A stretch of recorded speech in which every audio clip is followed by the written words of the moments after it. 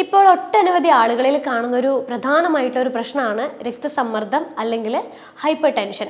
ആദ്യം നമ്മൾ തിരിച്ചറിയേണ്ടത് നമ്മൾക്ക് രക്തസമ്മർദ്ദം പല രീതിയിൽ പല ഫുഡുകളും ജീവിതശൈലി ഉണ്ടാക്കുന്ന മാറ്റങ്ങളൊക്കെ കൊണ്ടുവരുമ്പോഴേ നമുക്ക് രക്തസമ്മർദ്ദം നിയന്ത്രിച്ച് നമുക്കത് നോർമലിലേക്ക് കൊണ്ടുവരാൻ പറ്റും. ഫിസിക്കലി ആയാലും മെൻ്റലി, അതായത് ശാരീരികപരമായാലും മാനസികപരമായാലും നമ്മൾ വളരെ റിലാക്സ് ആയിട്ടാണ് ഉണ്ടാകുക. 2 ചെറുനാരങ്ങ നമ്മൾ മിക്സിയിൽ തോടോടുകൂടി അതിൻ്റെ കുരു കളഞ്ഞിട്ട് അടിച്ചെടുക്കുക. വെള്ളത്തിൽ മിക്സിയിൽ നന്നായിട്ട് മിക്സ് ചെയ്തെടുക്കുക. എന്നിട്ട് ഇത് 2 ലിറ്റർ വെള്ളമായിട്ട് മിക്സ് ചെയ്തിട്ട് ഈ വെള്ളം തന്നെ നമ്മൾ കുറച്ച് നാളുകളോളം BP കൺട്രോൾ ആവാൻ വേണ്ടി കുറച്ച് നാളുകളോളം എടുക്കുന്നത് BP കുറയാൻ വേണ്ടിയിട്ട് വളരെ വളരെ എഫക്റ്റീവാണ്.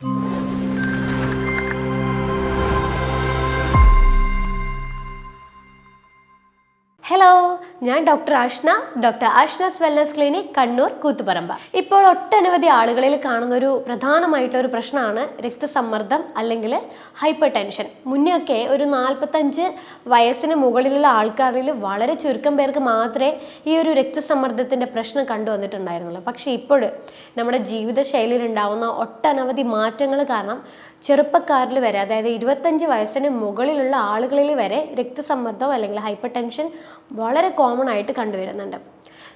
നമുക്ക് കുറച്ച് ദിവസങ്ങളായിട്ട് ഇങ്ങനെ കാഴ്ചകളൊക്കെ ഇങ്ങനെ മങ്ങിത്തുടങ്ങുക, തലവേദന വരിക, തല കറക്കം വരിക, ഭയങ്കരമായിട്ട് ദേഷ്യം കാര്യങ്ങളൊക്കെ വരാൻ തുടങ്ങുക, നെഞ്ച് വേദനയൊക്കെ ഇങ്ങനെ ഇടയ്ക്കിടെ വരാൻ തുടങ്ങുക.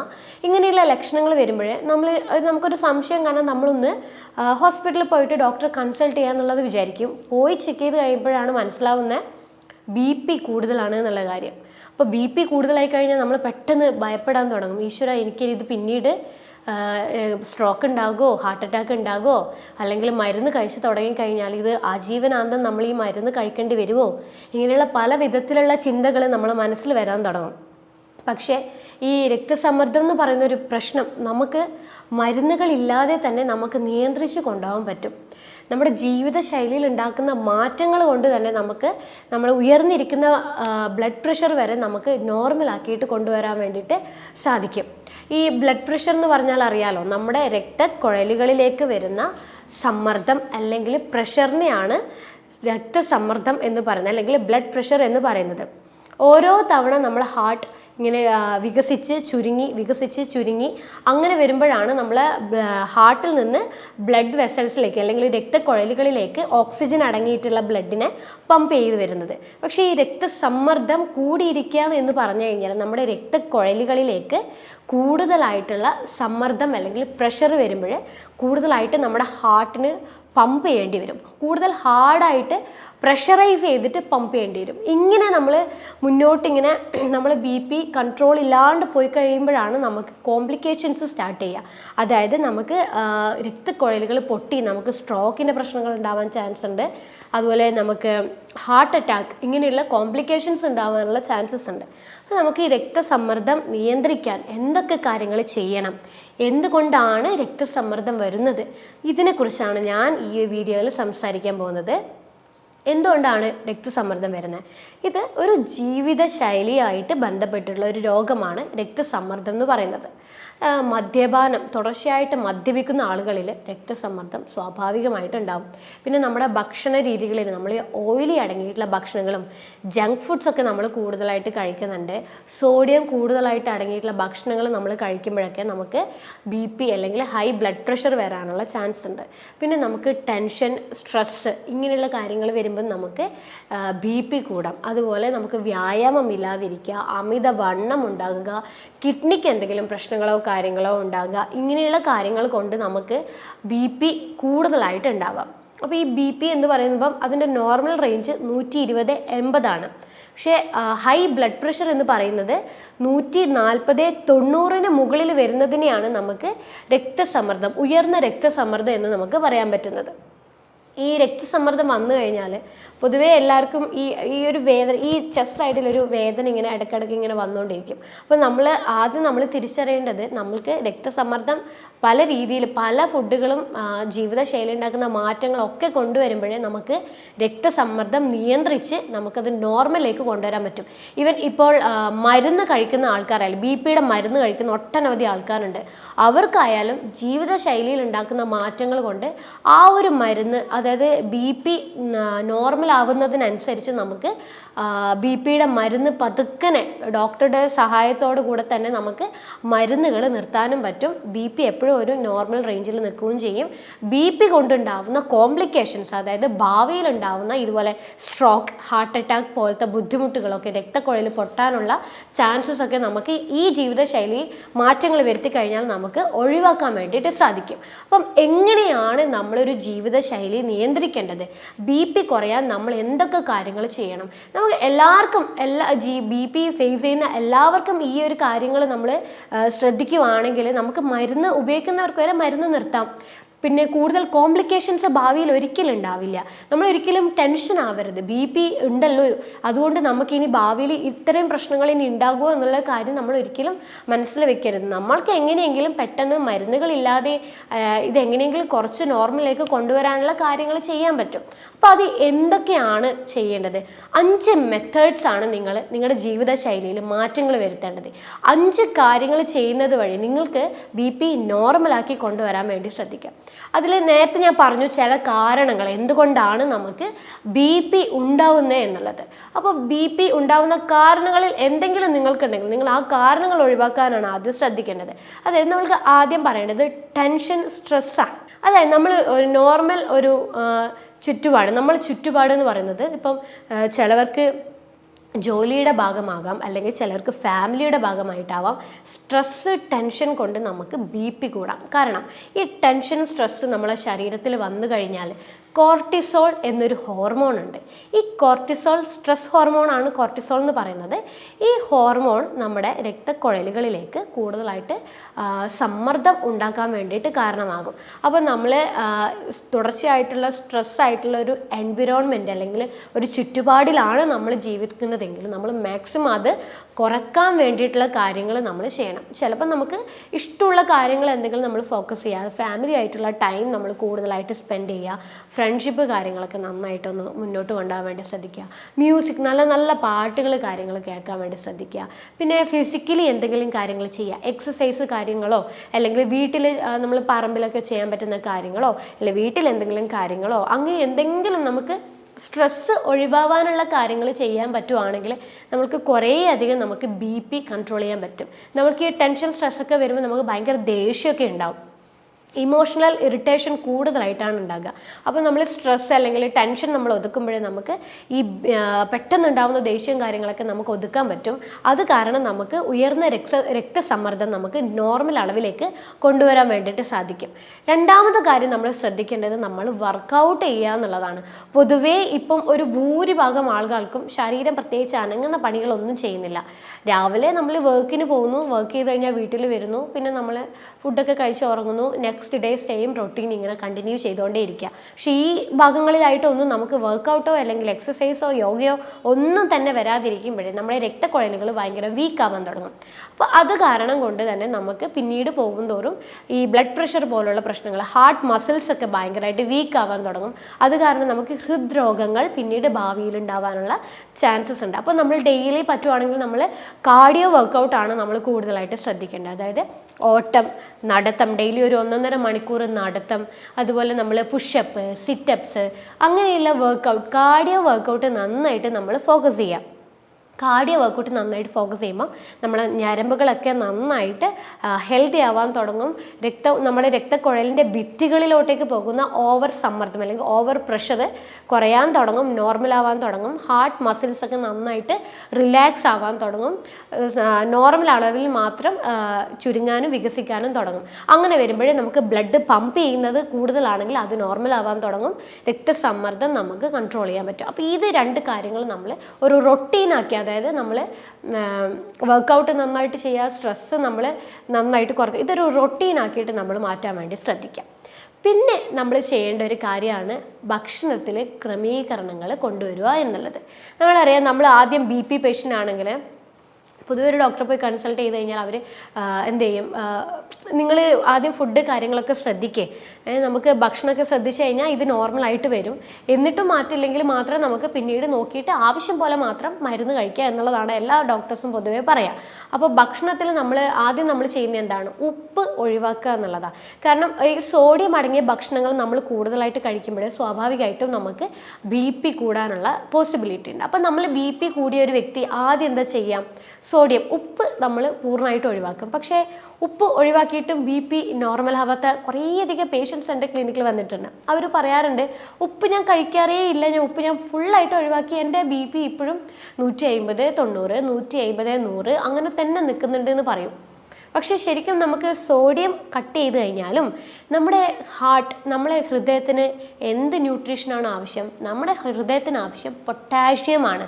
നമ്മൾ പൊതുവേ കഴിക്കുന്ന ഉപ്പ് എന്ന് പറയുന്നത് സോഡിയം ക്ലോറൈഡ് അടങ്ങിയിട്ടുള്ള ഉപ്പാണ്. പക്ഷെ നമ്മളത് മാറ്റി നമുക്കത് പൊട്ടാഷ്യം ക്ലോറൈഡ് ആക്കിയിട്ടുള്ള ഉപ്പിലേക്ക് നമുക്ക് മാറാൻ പറ്റും. അതായത് ഇന്ദുപ്പ് എന്ന് പറയുന്നത് പൊട്ടാഷ്യം ക്ലോറൈഡാണ്. പൊട്ടാഷ്യമാണ് നമ്മുടെ ഹൃദയത്തിൻ്റെ ആരോഗ്യത്തിന് വേണ്ടിയിട്ട് ഏറ്റവും നന്നായിട്ട് സഹായിക്കുന്ന ഒരു ന്യൂട്രീഷൻ എന്ന് പറയുന്നത്. അപ്പം നമ്മൾ ഉപ്പ് നേരെ ഷിഫ്റ്റ് ചെയ്തിട്ട് ഇന്ദുപ്പിലോട്ടേക്ക് നമ്മൾ സ്ഥിരമായിട്ട് എടുക്കുന്നത് കൊണ്ട് BP കൂടാൻ പോകുന്നില്ല. BP കുറയാൻ വേണ്ടിയിട്ട് മാത്രമേ സഹായിക്കുള്ളൂ. ഉപ്പ് എന്ന് കേൾക്കുമ്പം നിങ്ങൾക്ക് എപ്പോഴും എന്തുപ്പായാലും BP കൂടും എന്നുള്ളൊരു ചിന്ത വേണ്ട. ഉപ്പിൽ പലതരം ഉപ്പുകളുണ്ട്. അപ്പം ഇന്ദുപ്പ് നല്ലതാണ്, പൊട്ടാഷ്യം നമ്മുടെ ഹൃദയത്തിൻ്റെ ആരോഗ്യത്തിന് നല്ലതാണ്. അപ്പോൾ നമ്മൾ ഇന്ദുപ്പ് സ്ഥിരമാക്കാൻ വേണ്ടിയിട്ട് ശ്രമിക്കുക. അപ്പോൾ ഭക്ഷണത്തിൽ ആവശ്യത്തിന് അളവിന് നമുക്ക് ഇന്ദുപ്പ് ഉൾപ്പെടുത്തുന്നതിൽ യാതൊരു പ്രശ്നമില്ല. പിന്നെ ഈ പൊട്ടാഷ്യം അടങ്ങിയ ഭക്ഷണങ്ങളാണ് നമ്മൾ നന്നായിട്ട് ശ്രദ്ധിക്കേണ്ടത്. അതായത് ഈ പൊട്ടാഷ്യം അടങ്ങിയ ഭക്ഷണത്തിൽ ഏറ്റവും നല്ലോണം ഉള്ളത് നമ്മളെ നേന്ത്രപ്പഴത്തിൽ നന്നായിട്ട് പൊട്ടാഷ്യം അടങ്ങിയിട്ടുണ്ട്. അതുപോലെ തക്കാളിയിൽ പൊട്ടാഷ്യം അടങ്ങിയിട്ടുണ്ട്. വെളുത്തുള്ളിയിൽ പൊട്ടാഷ്യം അടങ്ങിയിട്ടുണ്ട്. അപ്പോൾ വെളുത്തുള്ളിയുടെ ചമ്മന്തി അല്ലെങ്കിൽ വെളുത്തുള്ളി ചുട്ടിട്ട് 2 എണ്ണമൊക്കെ ഡെയിലി കഴിക്കുന്നത് നമുക്ക് BP കുറയാൻ വേണ്ടിയിട്ട് നല്ലതാണ്. അതുപോലെ നമ്മൾ ഈ വാൾനട്ടിലൊക്കെ പൊട്ടാഷ്യം നന്നായിട്ട് അടങ്ങിയിട്ടുണ്ട്. ഫ്ലാക്സ് സീഡിൽ പൊട്ടാഷ്യം നന്നായിട്ട് അടങ്ങിയിട്ടുണ്ട്.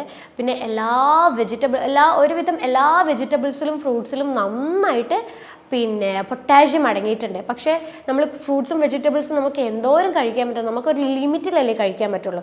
പക്ഷേ നമുക്ക് എത്ര ഫ്രൂട്ട്സ് കഴിഞ്ഞാൽ നമുക്ക് ഡെയിലി റിക്വയർമെൻറ്റ് കണക്കിന് നമുക്ക് ഒരിക്കലും പൊട്ടാഷ്യം ബോഡിയിലേക്ക് കിട്ടില്ല. അതിനാണ് നമ്മൾ പൊട്ടാഷ്യം ക്ലോറൈഡ് അടങ്ങിയ ഇന്ദുപ്പ് നമുക്ക് ഉൾപ്പെടുത്തേണ്ടത്. അപ്പം വെജിറ്റബിൾസ് നല്ല തോതിൽ ഇന്ദുപ്പ് നമ്മൾ ഡെയിലി ഭക്ഷണത്തിൽ ഉൾപ്പെടുത്താൻ വേണ്ടിയിട്ട് ശ്രദ്ധിക്കാം. അപ്പം ഇത്രയും ഫുഡുകൾ നമ്മൾ ഉൾപ്പെടുത്താൻ വേണ്ടിയിട്ട് ശ്രദ്ധിക്കുക. നമ്മൾ ഒഴിവാക്കേണ്ടതായിട്ടുള്ള ചില ഭക്ഷണങ്ങളുണ്ട്. അതായത് ഈ സോഡിയം അടങ്ങിയിട്ടുള്ള ചില ഫുഡുകൾ, ഈ ചിപ്സ് പോലെയുള്ള അടങ്ങിയിട്ടുള്ള ചില ചിപ്സൊക്കെ അവൈലബിൾ ഇല്ലേ, അങ്ങനത്തെ ഫുഡുകൾ നമ്മൾ കഴിക്കുക. പിന്നെ ഈ ജങ്ക് ഫുഡ്സ് നമ്മൾ കൂടുതലായിട്ട് കഴിക്കുക. ഓയിലി അടങ്ങിയ ഭക്ഷണങ്ങൾ നമ്മൾ കൂടുതലായിട്ട് കഴിക്കുക. ഇതുപോലെയൊക്കെ കഴിക്കുമ്പോഴേ നമ്മൾ BP കൂടാനുള്ള പോസിബിലിറ്റി ഉണ്ട്. അപ്പോൾ ഇങ്ങനെയുള്ള ഫുഡുകൾ നമ്മൾ പൂർണ്ണമായിട്ടും ഒഴിവാക്കുക. നമ്മൾ ഇടയ്ക്ക് കഴിച്ചോട്ടെ, ക്ലിനിക്കിൽ വരുമ്പോൾ പേഷ്യൻസ് ചോദിക്കുന്ന ഒരു കാര്യമാണ്, ഇടയ്ക്ക് ഞാനൊന്ന് കഴിച്ചോട്ടെ എന്നുള്ളൊരു കാര്യം പറയും. പക്ഷെ അങ്ങനെ ചെയ്യരുത്. കാരണം നമുക്കൊരു ആരോഗ്യ പ്രശ്നങ്ങൾ എന്തെങ്കിലും ഉണ്ടെങ്കിൽ നമ്മൾ പെട്ടെന്ന് അത് നിയന്ത്രിക്കാനുള്ള കാര്യങ്ങൾ ഫോക്കസ് ചെയ്യുമ്പോൾ ഇടയ്ക്ക് നമ്മളെ കൺട്രോൾ വിട്ട് പോവുകയാണെങ്കിൽ തന്നെ അതിലും നമുക്ക് പ്രശ്നങ്ങൾ ഉണ്ടാവാൻ ചാൻസ് ഉണ്ട്. അതുകൊണ്ട് നമ്മളൊരു ഡയറ്റ് ഫോളോ ചെയ്യുമ്പോൾ അത് കൃത്യമായിരിക്കണം. നമ്മുടെ ആരോഗ്യ പ്രശ്നങ്ങൾ നമുക്ക് നോർമലിലേക്ക് കൊണ്ടുവരാൻ വേണ്ടിയിട്ടാണ് നമ്മൾ ഇങ്ങനെ ഫുഡുകൾ ശ്രദ്ധിക്കണം എന്നുള്ള കാര്യം പറയുന്നത്. അപ്പം ഈ പറയുന്ന ഫുഡുകൾ നമ്മൾ ഫുള്ളായിട്ട് ഭക്ഷണത്തിൽ നിന്ന് ഒഴിവാക്കുക. പിന്നെ ഈ ഫൈബർ അടങ്ങിയിട്ടുള്ള ഭക്ഷണങ്ങൾ നല്ലപോലെ ഉൾപ്പെടുത്തി കൊടുക്കുക. വെജിറ്റബിൾസിൽ നന്നായിട്ട് ഫൈബർ അടങ്ങിയിട്ടുണ്ട്. ഫ്രൂട്ട്സിൽ നന്നായിട്ട് ഫൈബർ അടങ്ങിയിട്ടുണ്ട്. അതുപോലെ നമ്മുടെ തവിടോട് കൂടിയുള്ള ധാന്യങ്ങൾ, അപ്പം നമുക്ക് തവിടോടുകൂടിയുള്ള മില്ലറ്റ്സ് അവൈലബിൾ ആണ്. അതുപോലെ oats, rolled oats, steel cut oats, അങ്ങനെയുള്ള പിന്നെ അരി, തവിടോട് കൂടിയുള്ള അരി, അങ്ങനെയുള്ളതൊക്കെ നമ്മൾ ദിവസവും ഉൾപ്പെടുത്തുകയാണെങ്കിൽ നമുക്ക് BP ഒരിക്കലും കൂടില്ല. ഒരു നിയന്ത്രണം ആ ഒരു 120, 80, 130, 90, 80 എന്ന് പറഞ്ഞൊരു റേഞ്ചിൽ എപ്പോഴും നോർമലായിട്ട് തന്നെ ഉണ്ടാകും. പിന്നെ നമ്മൾ നാലാമതായിട്ട് ശ്രദ്ധിക്കേണ്ട കാര്യമാണ് ഉറക്കം.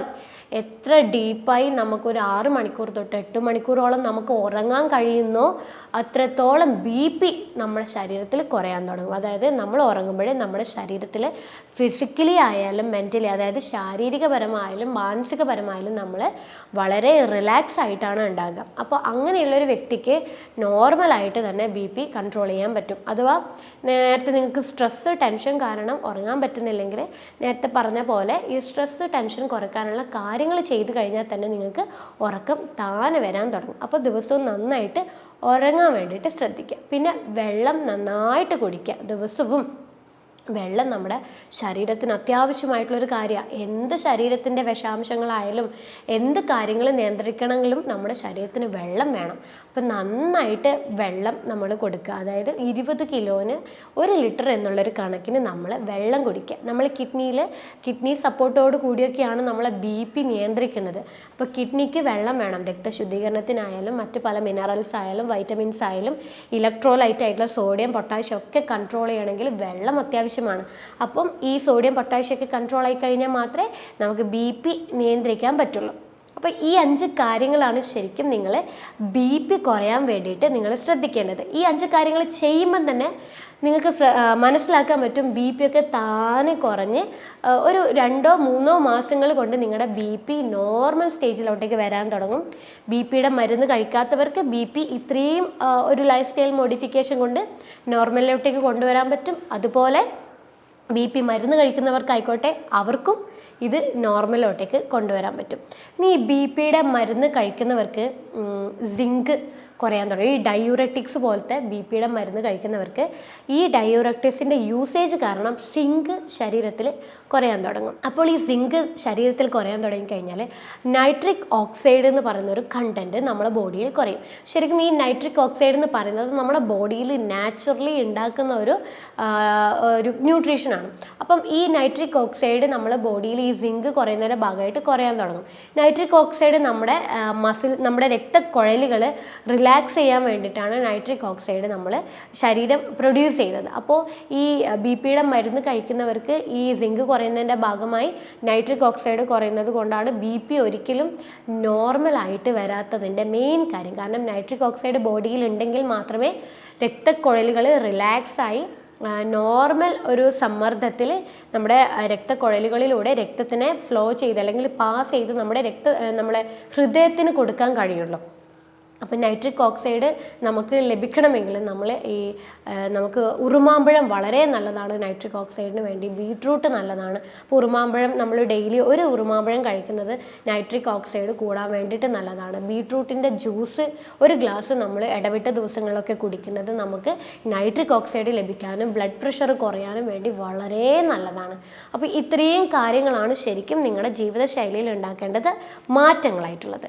അപ്പോൾ നമുക്ക് BP കൺട്രോൾ ചെയ്യാൻ വേണ്ടിയിട്ട് നമുക്കൊരു ചെറിയൊരു ഹോം റെമഡി പോലെ നമുക്ക് ചെയ്യാൻ പറ്റുന്ന വളരെ എഫക്റ്റീവായിട്ടുള്ളൊരു കാര്യം 2 മെത്തേഡ്സ് ഞാൻ പറഞ്ഞുതരാം. അതിൽ ആദ്യത്തെ മെത്തേഡ് എന്ന് പറയുന്നതാണ് തഴുതാമ. നിങ്ങളെല്ലാവരും കേട്ട് കാണും. തഴുതാമ ബ്ലഡ് പ്രഷർ കൺട്രോൾ ചെയ്യാൻ വേണ്ടിയിട്ട് വളരെ നല്ലതാണ്. അപ്പോൾ ഈ തഴുതാമ നമ്മളൊരു 10 ഗ്രാം അതിൻ്റെ വേരെടുത്തിട്ട് നമ്മുടെ ഒരു 2 ലിറ്റർ വെള്ളത്തിൽ നന്നായിട്ട് തിളപ്പിച്ചെടുക്കാം.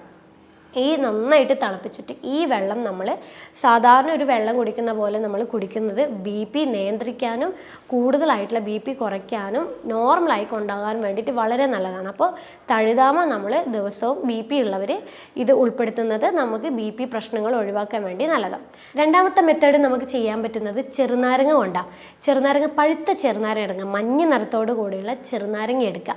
ഈ 2 ചെറുനാരങ്ങ 2 എണ്ണം മതി. 2 ചെറുനാരങ്ങ നമ്മൾ മിക്സിയിൽ തോടോട് കൂടി അതിൻ്റെ കുരു കളഞ്ഞിട്ട് അടിച്ചെടുക്കുക. വെള്ളത്തിൽ മിക്സിയിൽ നന്നായിട്ട് മിക്സ് ചെയ്തെടുക്കുക. എന്നിട്ട് ഇത് 2 ലിറ്റർ വെള്ളമായിട്ട് മിക്സ് ചെയ്തിട്ട് ഈ വെള്ളം തന്നെ നമ്മൾ കുറച്ച് നാളുകളോളം BP കൺട്രോൾ ആവാൻ വേണ്ടി കുറച്ച് നാളുകളോളം എടുക്കുന്നത് BP കുറയാൻ വേണ്ടിയിട്ട് വളരെ വളരെ എഫക്റ്റീവാണ്. അപ്പോൾ ഈ 2 മെത്തേഡ്സ്, ഈ 2 ഹോം റെമഡി നമുക്ക് വീട്ടിൽ നിന്ന് തന്നെ ചെയ്യാൻ പറ്റുന്ന ഈ 2 കാര്യങ്ങൾ ചെയ്യുമ്പോൾ തന്നെ BP താനെ കുറയാൻ തുടങ്ങും. അപ്പം ഈ കാര്യങ്ങളും അതിൻ്റെ കൂടെ ഞാൻ നേരത്തെ പറഞ്ഞ പോലെ എല്ലാ തരത്തിലും ജീവിതശൈലിയിൽ എല്ലാ രീതിയിലും നിങ്ങൾ മാറ്റം വരുത്തി കഴിഞ്ഞാൽ തന്നെ നിങ്ങളുടെ BP നോർമൽ അവസ്ഥയിലുണ്ടാവും.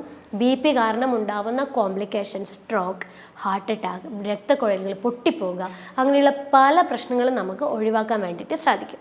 അപ്പം നിങ്ങൾ നല്ലൊരു ജീവിതശൈലി ചിട്ടയോടുകൂടി മുന്നോട്ട് കൊണ്ടുപോയി കഴിഞ്ഞാൽ നല്ലൊരു ആരോഗ്യം നിങ്ങൾക്ക് നിലനിർത്തിക്കൊണ്ടാവാൻ പറ്റും. അടുത്തൊരു ഹെൽത്ത് ടോപ്പിക്കുമായിട്ട് അടുത്ത വീഡിയോയിൽ കാണാം. അതുവരേക്കും ബൈ.